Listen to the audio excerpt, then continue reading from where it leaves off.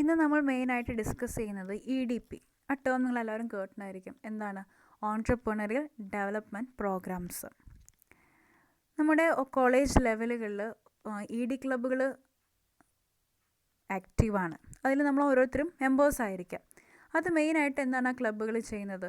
ഒരു entrepreneurial skill അല്ലെങ്കിൽ ഒരു ഇൻക്യുബേറ്റർ സെൻറ്റർ എന്ന രീതിയിൽ നിന്നുകൊണ്ട് കുട്ടികളിൽ തന്നെ ആ ഒരു സ്കില്ല് ക്രിയേറ്റ് ചെയ്യുക. ഒരു ഓൺട്രപ്രണറിയൽ സ്കില്ല് അല്ലെങ്കിൽ അതിൻ്റെ ഒരു ടാലൻറ്റ് അവർ ഇന്നോവേറ്റീവായ രീതിയിൽ മുന്നോട്ട് കൊണ്ടുവരാനായിട്ടാണ് ഇത്തരം ക്ലബ്ബുകളും അല്ലെങ്കിൽ ഇത്തരം EDP കണ്ടക്ട് ചെയ്യുന്നത്.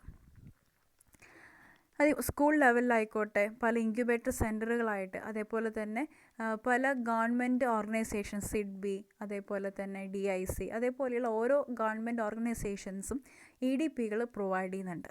അപ്പോൾ എന്താണ് EDP? അതുപോലെ തന്നെ അതിൻ്റെ മെയിൻ ഇമ്പോർട്ടൻസ് എന്തൊക്കെയാണെന്ന് നമുക്ക് നോക്കാം.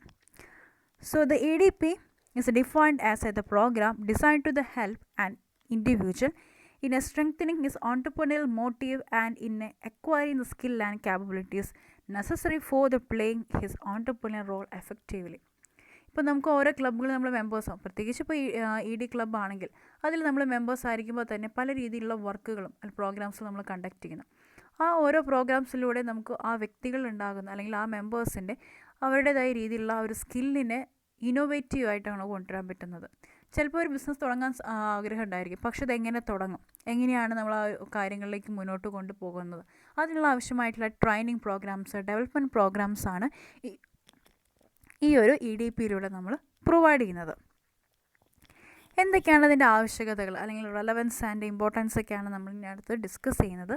നമുക്കറിയാം, ഒരു ജനറേഷൻ എന്ന രീതിയിൽ നമുക്ക് ബിസിനസ് നമുക്ക് എല്ലാവർക്കും അറിയാം, പക്ഷേ അത് സക്സസ്ഫുൾ ആയിട്ടുള്ള ഒരു ഓൺട്രപ്രണർഷിപ്പ് അല്ലെങ്കിൽ ഓൺട്രപ്രണേഴ്സായിട്ട് വരണമെങ്കിൽ നമുക്ക് എന്ത് വേണം? ട്രെയിനിങ് ആവശ്യമുണ്ട്. എന്തെങ്കിലും ഡെവലപ്മെൻറ്റ് പ്രോഗ്രാംസിലൂടെയാണ് നമുക്ക് എന്ത് വരാനായിട്ട് പറ്റുള്ളൂ?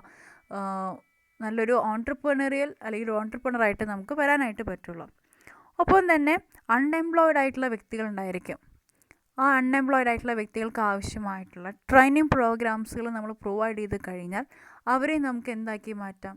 ഒരു സെൽഫ് എംപ്ലോയിഡ് അല്ലെങ്കിൽ ഒരു ഓൺട്രപ്രണറിയൽ കരിയർ തന്നെ നമുക്ക് ക്രിയേറ്റ് ചെയ്യാനായിട്ട് പറ്റും. പിന്നെ അടുത്തതാണ് ഇൻഡസ്ട്രിയലൈസേഷൻ. നമുക്കറിയാം, ഇൻഡസ്ട്രി പോളിസികൾ, സെൻട്രൽ ഗവൺമെൻറ് ഒരു പോളിസിയാണ് ഇൻഡസ്ട്രിയൽ പോളിസി 1948. അതിലൊക്കെ വന്നിട്ടുള്ള അതായത് നമുക്ക് ഇൻഡസ്ട്രികൾ ആവശ്യമുണ്ട് അല്ലേ?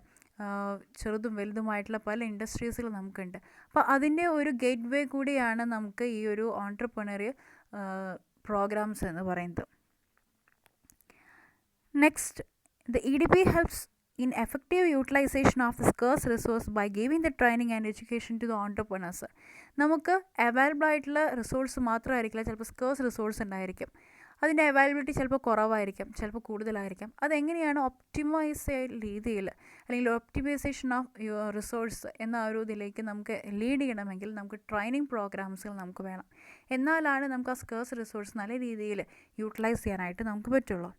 ഒപ്പം തന്നെ ഇപ്പോൾ കൂടുതലായിട്ട് ട്രൈബൽ ഏരിയാസ്, അതുപോലെ തന്നെ ബാക്ക്വേർഡ് ഏരിയാസിലാണ് ഇപ്പോൾ ഈ ഒരു EDP പ്രോഗ്രാംസ് കൂടുതൽ കണ്ടക്ട് ചെയ്യുന്നത്. നമുക്കറിയാം, ട്രൈബൽ ഏരിയാസിൽ പല സ്കില്ലുകളുള്ള വ്യക്തികളുണ്ടായിരിക്കും. അവരുടെ ട്രൈബൽ ഏരിയയിലുള്ള കുറേ പ്രൊഡക്റ്റുകളായിരിക്കാം.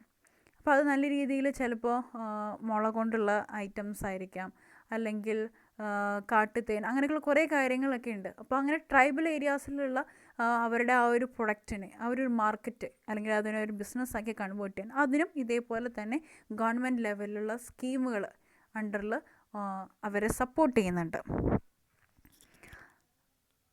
അടുത്തതാണ് ലോക്കൽ പീപ്പിളിന് ആവശ്യമായിട്ടുള്ള ട്രെയിനിങ്. ഇപ്പോൾ പല പഞ്ചായത്ത് ലെവലുകൾ അല്ലെങ്കിൽ ഡിസ്ട്രിക്റ്റ് ലെവലൊക്കെ ഓരോ EDP കണ്ടക്ട് ചെയ്യുന്നുണ്ട്. ചിലപ്പോൾ കൂൺ കൃഷിയായിരിക്കാം, അല്ലെങ്കിൽ എങ്ങനെ തേനീച്ച വളർത്തലായിരിക്കാം, അല്ലെങ്കിൽ പച്ചക്കറി കൃഷി, ഓർക്കിഡ്, അങ്ങനെ പല കാര്യങ്ങളുണ്ട്. അപ്പോൾ അതിനൊക്കെ ഒരു ബിസിനസ് എന്ന രീതിയിൽ ലോക്കൽ പീപ്പിൾസിൻ്റെ അവരുടെ ആ ഒരു ഇൻട്രസ്റ്റിന് പല റീജിയണിലെ വ്യക്തികളായിരിക്കാം, അവരൊക്കെ നമ്മൾ ഒരുമിച്ച് കൂട്ടി നമ്മളൊരു പ്രോഗ്രാംസൊക്കെ കണ്ടക്ട് ചെയ്യുമ്പോൾ അവർക്കും ഒരു ബിസിനസ്സിനുള്ള ഒരു സ്കില്ലാണ് അവിടെ വരുന്നത്. ഒപ്പം തന്നെ എംപ്ലോയ്മെൻറ്റ് ഓപ്പർച്യൂണിറ്റീസ് ക്രിയേറ്റ് ചെയ്യുന്നുണ്ട്.